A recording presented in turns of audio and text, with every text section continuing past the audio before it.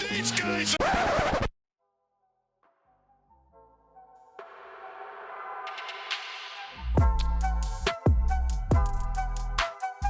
And we are back with another episode of How About Them Celtics, but this time it is Talking C's. Sam and I are here with Bobby Kravitsky of Inside the Celtics of Sports Illustrated with a new show. I think we're aiming for 3 times a week here. It's going to go up on Sports Illustrated and all of Bobby's work. And this is not going to take away from the normal How About Them Celtics programming. We're still going to hit you with daily videos. Just you get more of us. Don't care if you ask for it. You get more of us. So I hope you enjoy it. And obviously, Bobby is with us as well. How you doing, Bobby? Jack, I'm excited to run the 3-man weave, me, you, and Sam. So let's get after it. Yes, sir. Well, let's jump right in. So Sam and I posted a podcast yesterday where we talked about this a little. Curious to know your thoughts, Bobby, and we can expand upon it a little bit and recap some of ours. In-season tournament, Celtics just took down the Bulls a couple days ago as we're recording this. Beat them by 30, but when they were up by 30, threw the starters back in, sent Andre Drummond to the free throw line, made sure to really dig it in there. They needed the point differential, and they ended up getting it, but it caused some controversy. Jaylen Brown and Drew Holiday were a little bit upset after the game. They said it was weird, felt a little awkward, and just the whole thing, ended up causing a bit of a what I can't think of the word for it. People were upset. A lot of criticism about the in-season tournament. Curious to know your thoughts on the whole situation, Bobby. So I wrote about this for SI and Inside the Celtics the other day. I think that it is flawed but successful. We haven't even reached the knockout round, let alone gotten to Vegas yet, where I know the two of you will be for the tournament. And at the same time, the NBA, which takes not even a backseat, it's not even on the top of the vehicle in football season. That's how far behind it typically lags. And yet, for just a few nights during the week right now in late November, they are dominating the headlines and sports talk shows, generating the most buzz. It is because of this in-season tournament. So does point differential, the electricity that it captured matters, and they need to continue to harness that. But some form of change extending from putting more in-season tournament games into the mix as they go on. And this is only the beta test right now, with this being the first year of the experiment. So you understand there's wrinkles that need to get ironed out for sure. But again, the attention that they're grabbing and spicing up the monotony of an 82-game regular season, which for younger generations in particular is going to continue to pay dividends down the line. I think that so far it's safe to call this tournament a rousing success. Yeah, if you want to talk about the tournament itself as a whole, whether it's going to be successful or not, okay, all the points Bobby made on the head. It's been fun. People have opinions on the courts and the uniforms, whether you like them or not. I don't like any of it, but I do like the games. I love the point differential. I had the most fun watching the Celtics game on Tuesday compared to any other November game against Chicago that you could ever ask for. I was laughing. You were paying attention to other games, which a lot of people won't do if they're a fan of one team. I don't care what the Nets are doing, but I did on Tuesday. And you got just hard-nosed basketball. The Celtics had to play hard for 48 minutes. You saw them not blow a lead, which is kind of rare. I think they snapped like a 7-game streak where they let a double-digit lead get down to like at least one possession. Didn't happen against Chicago. They just stomped them. It was awesome. And then from a main point standpoint on the tournament, it's been fine this year, and it's only going to get better. They'll make tweaks. People are confused about the point differential, the tiebreaker. Maybe they add more games to group play. But the more years that this goes on, the more prestige it will have. It will become some sort of event, whether it's considered to be a respected competition or it's more of the, hey, the season's getting underway, but this thing's going to happen to get everyone into it kind of competition. Regardless, it's going to be fun. It's going to be around for a while. And it absolutely has got everyone into the season early. People are having fun. Yeah, and I think the point you made about the third quarter is, something else we wanted to talk about. Throughout the season so far, the Celtics have been a bad third quarter team, but not just that. They have been one of the worst third quarter teams around the league. I remember looking a couple games ago. I'd have to double check the stats now, but a couple games ago before this, solid third quarter against the Bulls, they had the second worst offensive rating in the last 10 games in the third quarter of any team. Like, it was a real problem against Charlotte, real problem against Memphis, a real problem against Milwaukee when the Bucks came out of the half, ready to start a comeback. And you finally saw them right the wrongs of the Bulls. So I think my question is, and I know, Sam, you mentioned this too, was the solid third quarter against the Bulls a sign of progress or a sign that they wanted the in-season tournament points that much more than just a regular game, because I think it's good that it helped them play better in the third quarter, but I'm curious to see if it translates to a normal regular season game too. Yeah, I think that goes hand in hand with two conversations that I had with Joe Mazzulla. One being about the third quarter against Chicago. Okay, what were the roots of it? So forget the opponent, the in-season tournament context. What keyed that result and that productivity all of a sudden in a frame that's been a years-long problem where the roster turnover, head coaching changes, it doesn't matter. They tend to struggle coming out at halftime. But I think that what happened on Tuesday is you saw the importance of having a mindset where defense is at the forefront of this team's identity. What flipped was they started stringing together stops and getting turnovers. That allows you, at least makes it easier to play in transition, to operate up tempo when this team, like most, are at their best. And that allows better ball movement. It keeps everyone in rhythm and involved in the offense and tends to produce better opportunities, points in the paint, trips to the free throw line, all these things that tend to dissipate when the Celtics struggle in the third quarter, which feels like almost every night for them.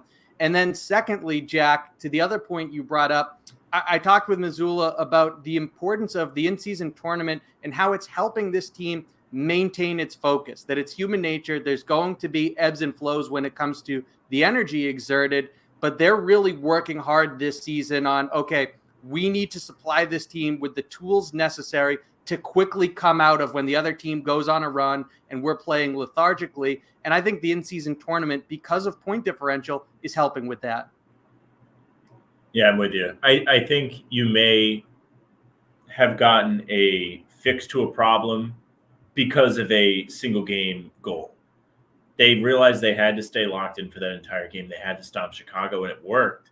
They got the lead up to, 35 points, I think was the biggest lead they had, and it never dropped back below, I want to say 25 after they eclipsed the 23 mark, which took them forever, by the way. They couldn't do it in the first half. They came out in the third quarter, and they actually did break the mark that they needed to hit. And hopefully going forward, they're able to keep that same killer instinct because it's not something they've had all season. They've struggled in the third quarter for years, even going back to the finals against Golden State, who was a very good third quarter team. They weren't able to keep their opponent at bay. They weren't able to hold on to a lead. This Celtics team hates a double-digit lead, and if they're able to keep any of the focus that they found in the in-season tournament game against Chicago, it's going to be awesome. Yeah, I agree. I mean, it's tough for me because I am very much of the mindset that other NBA teams are good, right? Like teams aren't just going to roll over if you're only up 10 or 12. They are, right? I look at the Bucks game, Scorching right? hot take from Mr. Simone. Come on. Some of them, sure. Like the Hornets, maybe you have an excuse, but I look at the Bucks game, right? No win November. Hey, Pistons are a different level, but I look at that Bucks game, right? Like Giannis and Dame are Giannis and Dame for a reason, and so a 12-point lead is not the same 12-point lead it was X amount of years ago. And so as much as you want to blame the Celtics for giving it up, like I don't think double-digit leads are as safe. That said, the problem comes when it's happening in the same exact spot every single time, and that's what has been happening. So I think that's more of the problem in my eyes. Yes, because Joe Mazzulla says it all the time. He's like, other teams are good. You know, it is as much. It's a natural instincts, like you talked about, Bobby. But when it's happening at the same time, I feel like it should be easier to identify and correct. And hopefully the Bulls game was a step of progress towards that. Yeah. So speaking of, late in games, as the flow of the games, second unit this year was a big topic coming into the season. We knew the Celtics starting five. Effectively, we knew their starting six, if you want to call it that. And that would also be the closing six. But in the mix there, you're going to have your Sam Hausers, your Peyton Pritchards, your Luke Cornetts, and then the rest of the guys. Delano Banton's been getting more minutes. Nemish Keita got some run recently against the Hawks. So you've got all these guys fighting for these same minutes. Bobby, what do you make of the bench so far? Do you like, we'll talk. You can talk about the top three of Hauser, Pritchard, Cornette, but also have you seen anything else from those other guys that says, okay, maybe they should earn some more chances here? So in the regular season, which is always the point of having players like Banton and O'Shea Brissett, shout out Syracuse, Lamar Stevens, that's what these guys are there for. They're 82-game players, not 16 necessarily, which isn't to say they can't contribute and make a meaningful impact in a given playoff matchup, for one night in a series, for example. But at the same time, what I've been most impressed by with the second unit is their defense. They're allowing the fewest points per game of any team's bench, and they stayed locked in even when this group was not shooting well to start the season. But Mazzulla talked about in mid-November the sense that they're starting to figure out their identity and what it's supposed to look like when this group is on the floor, especially when there's more of them than there is members of the starting five out there. And now Sam Hauser has lit it up to the point that, Jack, you made a great point conversationally to me a while back about, will the Celtics be able to afford him when his contract comes up under this collective bargaining agreement? Maybe not. But Peyton Pritchard, there's been an uptick in his shooting. Same goes for Al Horford. So I don't know if this group is finalized and this is who they'll end up having come playoff time. But for right now, they're playing really well at both ends of the court. Yeah, the Hauser part of that is the big glaring one to me. I mean, as a team, a collective unit, they were horrible to start the season. I think it was through the first week or two, they were only averaging like 15 points a game. The shooting splits were terrible. But Hauser, as an individual, has stepped up big time. His three-point percentage is through the roof. He's averaging a career high in points and both his shooting splits. And he's playing a more versatile game. He's not only settling for three-point shots. He's moving with the ball. You saw him hit a step-back three against – what team was that, Jack? We went and we watched the clip. Ooh, was it the Milwaukee game? He loves the sidestep three now. He had a few against the Bulls. Right. Yeah. So his game's evolving, and now he's doing super cool dunks. 5 dunks on the season, career high in dunks. Put back dunks, alley-oop dunks. He has all the dunks. Whole package. He has been a revelation to the bench. Al Horford is another guy that's kind of stepped it up, even though he's been doing it in a starter's role. So I'm interested to see how he translates that back to the bench. He's not somebody they necessarily need a lot from, but he's certainly a guy that they can get a lot from. They can live without it, but when they have it, it's awesome.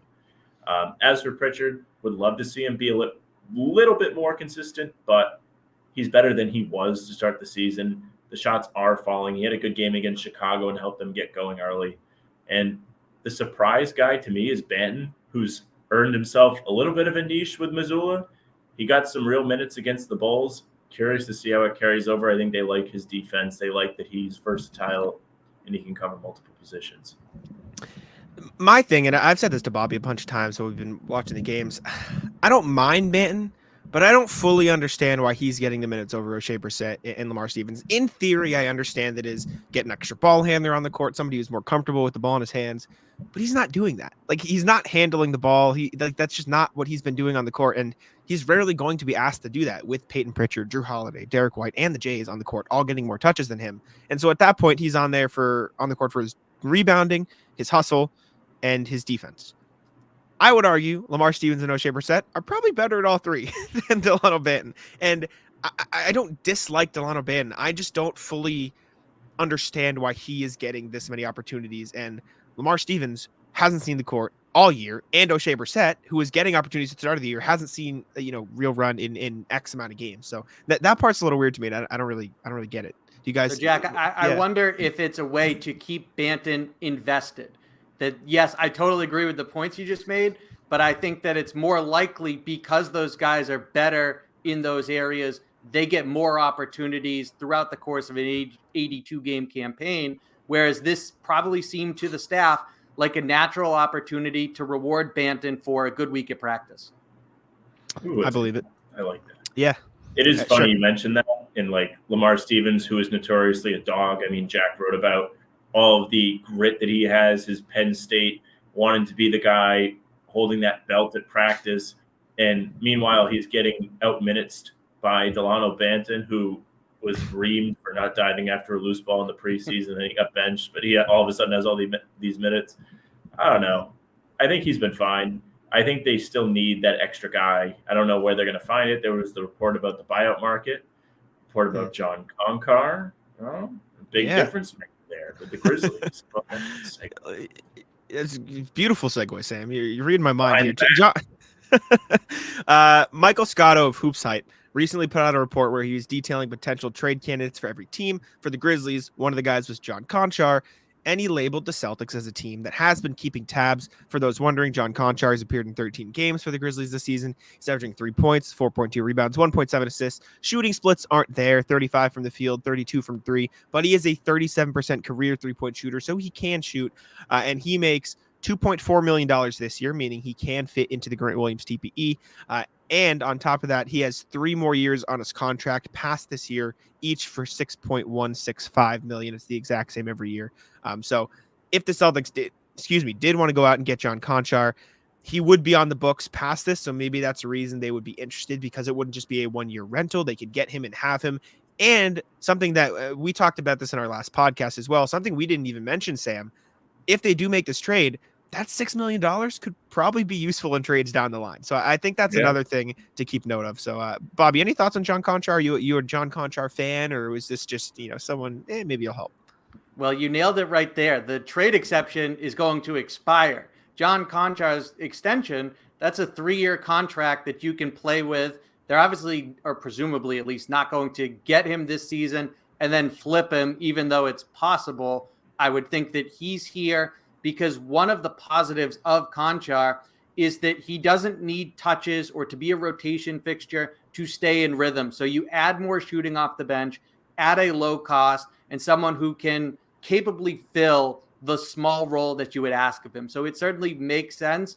It's just a question of, are we giving up assets that would take away from a more meaningful addition? Like, do we feel we need to upgrade what we have in the front court in case, God forbid, that Kristaps or Al Horford goes down? I guess that depends on what you think of Cornette at this point, because he's gotten a little bit more of an opportunity. He played pretty well against the Hawks. Put Kate on the thumbnail. But yeah, I mean, Kate did have a good debut. He was all over the glass, 6 offensive rebounds, absolute menace. As for Cornette, he's gotten a lot of run over the last week and a half. He's done an okay job, especially on offense, putting the ball in the basket when he's around the rim. The problem with him is he can't really defend. He's not doing a great job of staying on these guys on the perimeter. He got attacked, and I want to say the Magic loss, that was the worst one for him, where he was just the target every single time. And it was part of the reason why the Celtics melted down that second half, among everything else, too. I mean, you name it, it was wrong. But that was a big part of it. So are you going to find anybody else that can fill that gap? Maybe not for that money. But it probably doesn't hurt to try, especially with an open roster spot, right? Yeah. No, I agree. Like, Konchar's fine. I feel like I would have to talk to Grizzlies people to get the full rundown the same way Grizzlies people would have to talk if they want a full rundown on Delano Banton or on Lamar Stevens, right? Like he's a guy, he's played real minutes for them in past years. Like, he played 21 minutes a game in 72 games last year, averaging 5, 4, 1.5 and 1 steal a game. Like, he is a fine player. He plays a role. The guy I likened him to on our podcast, Bobby, was sort of like a not as good of a shooter, Kenrich Williams. Like, that's kind of what it feels like. He can pass a little. He can rebound all right. Like, I don't think he brings the same energy as Kenny Hustle, but I like the comp. Sure. I think outside of that, then maybe that is what I see him as. But last thing I think we wanted to talk about today was, as you guys are listening to this, 76ers coming to town, coming to Boston to play the Celtics. First time in Boston this year. Celtics have gone to Philly twice. They're 1-1 against the 76ers. And as much as it might just feel like another, it's a cool rivalry game, if anything, in November. But these are the games that matter when you get down to the playoff seeding in terms of tiebreakers and stuff. Joel Embiid did not play last night. I don't know his status heading into the game against the Celtics. Something to keep an eye on. However, it should be a good matchup no matter what, because Tyrese Maxey has burst onto the scene as an All-NBA player this year. But Bobby, what do you make of the 76ers Celtics matchup? So there's 3 things in particular that I'm monitoring in this game. I thought that the Celtics did an excellent job in their most recent matchup in Philly. Jack and I were there, where they kept Embiid hesitant and off balance with their double teams. And they've consistently been really good at that over the years. But I think given the personnel change with the Sixers, Embiid is showing more capabilities as a passer than ever before in his career. And part of that is willingness. And a part of that, again, is due to the change where the ball's just moving better within that Philly offense compared to when James Harden was there naturally. So that's one, is those double teams and how effective they look against Embiid.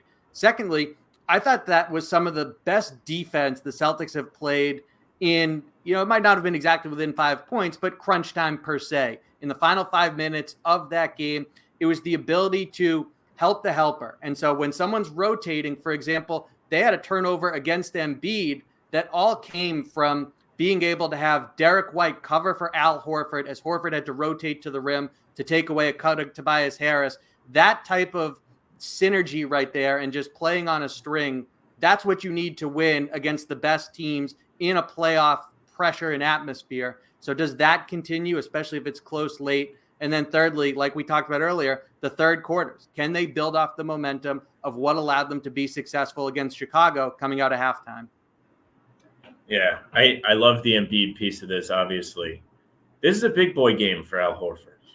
Are we going to see, is Al Horford for real? Now, we know he's been for real, and he had a great game in Philly last time these two teams played, but he's going to have to do it again. It's a prove-it thing. As you continue to age, we all have to be reminded that you can play ball.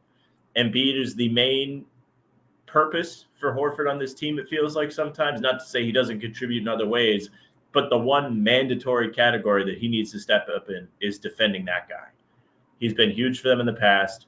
He needs to keep it up. I'm also interested to see if Porzingis does suit up for this one. You guys were at practice today. I wasn't, but he had that super cool calf sleeve on. He was out there playing ball. If he's playing in that game tomorrow, I'm interested to see, how do they use him? Is he going to have to cover Embiid? Do they shy away from that? Do they put Drew back on Embiid? That way Porzingis is out of foul trouble. I think the Drew Holiday thing really works. And we've talked about this plenty, Jack, where that's a different type of defense you have to deal with as a big guy. Somebody with quicker hands, more awareness. You're not getting the body-to-body stuff as much. It's more of a skilled type defense. Yeah, definitely. And I think it's also important to note about the Al Horford thing. Like, he was great in that second Philly game. He wasn't as effective in the first Philly game. Like, he wasn't necessarily bad on Embiid, but Embiid did find ways to beat Horford. He was making those little hook shots. He found his touch around the rim a little bit. And I think the Drew Holiday on Embiid definitely had that success in the first game. But I am curious to see how the Celtics manage that coming up against the Sixers tonight, as you guys are listening to this Friday. Did we get it all? Did we cover it all? Are we? Yeah. Is that everything? We ran through the tape. Awesome. Well, It didn't make Bobby, us go out of order. My bad. no, I was going to go in that order anyways. It was just made sense. Konchar could help the bench. We'll slow down. Good teammate right there. Have my Shout back. out. We I think it was appreciate an you, effective three-man weave. Absolutely. But yeah, thank y'all for listening. Bobby, if it's okay with you, Sam wraps up our videos, or if you're okay with him handling the outro, we can rock there. He's like, no. Yeah. Put my foot down on this. It wasn't in the contract. Imagine. But yeah, thank y'all for listening. Subscribe to How About Them Celtics. Check out Inside the Celtics. Read all of Bobby's work. And yeah, Sam, you got some new ads to hit in the outro, so I'm gonna let you try to figure that out on the fly. All right. Well, thank you very much for hanging out today. Make sure you subscribe to the YouTube page, hit the notification bell so you don't miss any of our daily uploads, any of the Talking C's, the new stuff coming out at you, pregame streams, the breakdowns, whatever it may be. You can also find us on Spotify and Apple for any full-length pod or game recap. You can follow the socials at How About Them C's. That's Twitter, Instagram, TikTok, Facebook is just the name of the pod. Pregame streams are there. So are some shorts. Jack from practice, filming the guys. You can follow Bobby on Twitter at Bobby Kravitsky. Appreciate it. It's on the screen for you. I'm not going to spell it out. It's a little small Not the for me to easiest. go through. It's there. You can look. You can follow Jack at Jack Simone NBA. You can follow me at Sam LaFrance NBA. That's it for us.